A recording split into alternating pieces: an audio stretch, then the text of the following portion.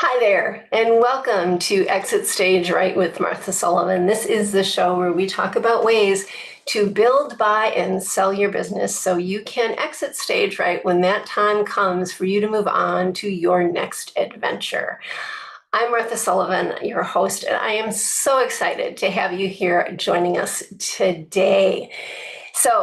As I said, this is the show where we talk about the business of business and things that you can do that make a difference in growing your company and getting it to be its best and brightest self, and you as well, so you can meet your financial goals for security. So, it is that time of year around the holidays when we are hearing all, you can't help but turn on your TV and you hear uh, the bells of hope and hope and wishes and all sorts of good stuff. And so it got me really thinking about um, hope as an acronym that I have come to know through a friend of mine, Jen Gottlieb at Super Connector Media. She is one of the two.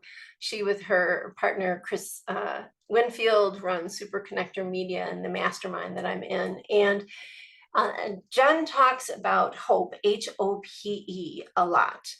And I wanted to just share it with you today because I think it has a place in our businesses. And if you are a family business, it also has, I'm going to kind of pivot on the HOPE a little to have some additional value in the family business environment. So, what is HOPE? What is HOPE? In Jen's world, it stands for help one person every day. So it's a compound word, every day. That's how we get away with that. But that's how we get hope. Help one person every day. And in that context, we're talking about the value in helping one another, um, as well as the benefit that provides both parties. When you help someone, um, you leave that situation feeling good about it, feeling good about yourself for having helped them, and so it's a good thing. Yet on the flip side, so many of us, myself included, are less likely to ask for help. And a lot of times when talking with Jen, that's what she's framing it around is it's okay to ask for help. And in fact, by not asking for help, you're robbing both parties of an opportunity as well. By not asking for help, I am robbing the other person of that good feeling that you get when you do help somebody. And I'm robbing myself of getting the support that I need for whatever it is I'm trying to do. And so I think it's a powerful tool to think about it in our workplaces of moving ourselves towards a more collaborative model, that it is truly a win-win by asking for help and giving help. Both parties benefit and um, thrive. Thrive more, I guess, is the best way of putting it. And the thing that's interesting about it is that the people that give you help, of course, you remember, but you don't remember those that give you just kind of cursory, insincere help. Um, nor nor is it as a giver helpful to say, I'm here to help you, just tell me what you need. Dollars to donuts, I'm probably not going to say, well, since you asked, here's my list. I need you to do this, and this. Yeah, it's not going to happen. So, as somebody who wants to help another person, I encourage you to think about what would be meaningful. Is it just a matter of being aware of what's going on with the other person and not waiting to be asked for help? maybe you know that your coworker is a new mom and you heard that she was struggling with whatever. Well, maybe it's just a nice gesture in saying, yeah, I heard you talking about the fact that you can't get your baby to sleep. Here's a little doodad we used with our kiddos. Maybe it would be helpful for you. And doing something like that, or just saying, you know what, I know you're having a hard time and you're not getting any sleep because of the baby here. When I ran to Starbucks, I picked you up your favorite drink too. Just little things like that can sometimes go a long way to building a deeper relationship.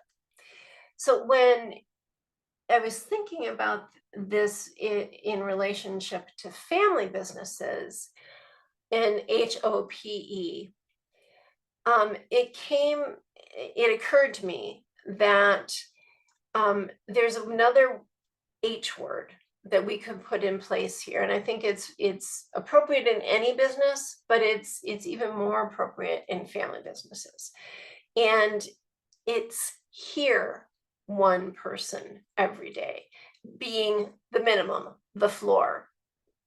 Now, I'm not saying you only have to hear one person. I'm saying hear at least one person every day. And why do I say that?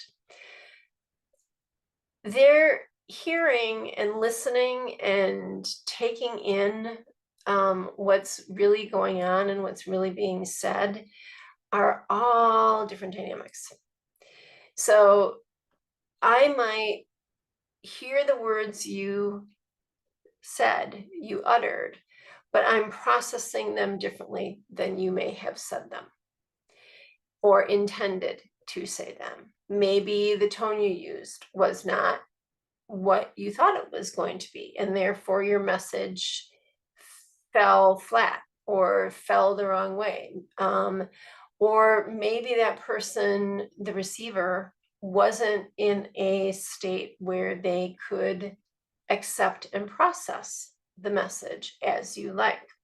What really got me thinking about this is I'm working with a family business, and this is a business where the owner siblings are all male, and they're not big talkers. Maybe this resonates in your family. They're not big talkers, and so there are. It's a good-sized group of siblings, and really only a couple of them are the talkers, and those that tend to be more quiet are perceived as acknowledging and accepting what is being said because there's no pushback, because they don't say, well, I don't agree, or that's not really how I would do it. And so silence is perceived as acceptance when in fact it may not be. And hearing one person every day goes to is a multi-sensory hearing exercise. You're hearing with your ears, you're watching with your eyes, you're tapping into your heart and what you know about the other person, and approaching the conversations potentially with empathy. We deal with a lot of conflict when we're working with various families in the Family Business Consulting Group. And one of the things that we strive to do is to help people take a beat and hear what the other person is saying and what they aren't saying. And help bridge those common things that they share. So, for example, if in a company and you have two partners and one wants to sell the company and the other doesn't want to sell the company, there is common ground. They both see value in the company.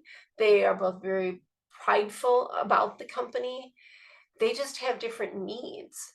in terms of what they're trying to accomplish. And what has been missing is the opportunity to explore and listen and hear those needs.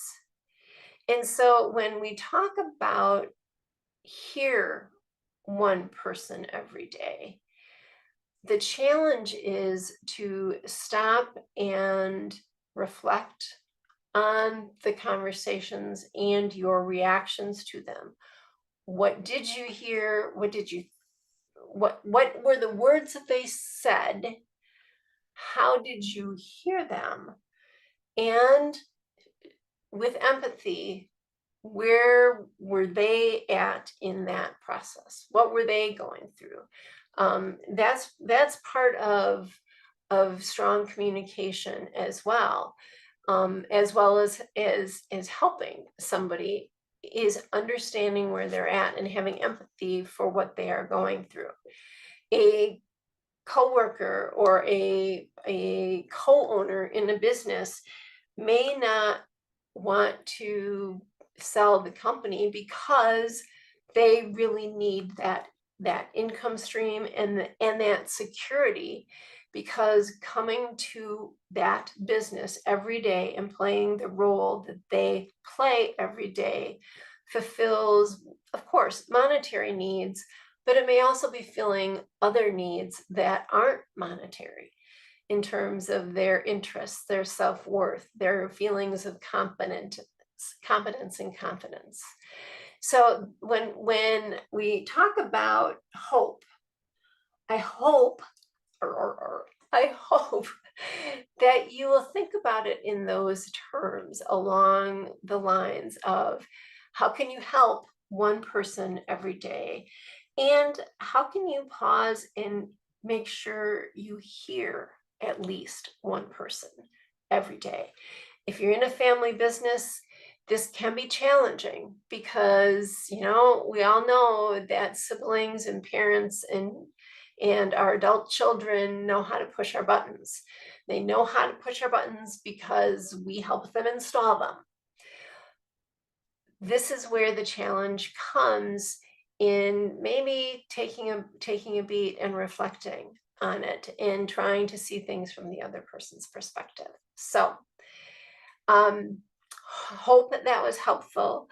Hope that you do indeed enjoy the holiday season this year, and that you are able to help one person every day and hear the people that you are working with and working around as they're making their way in collaborating and working together with you. So that was just a tidbit for today's show. I was thinking about it because all of the holiday commercials were certainly starting to ring true. Amazing how they start going like 2 seconds after Halloween is over. Yeah, well, actually, I think the Black Friday stuff was going even before then. But anyway, I digress. I just popped up the QR code. We would love to have you be a part of our newsletter. So scan that QR code and sign up for the newsletter, where we talk about things going on at the Family Business Consulting Group, as well as Providence Hill, and you can catch our blog and all sorts of good stuff. So thank you for joining us today at Exit Stage Right. I'm Martha Sullivan, and I've got a really good feeling about this. Go forward and transform your company so you can exit stage right.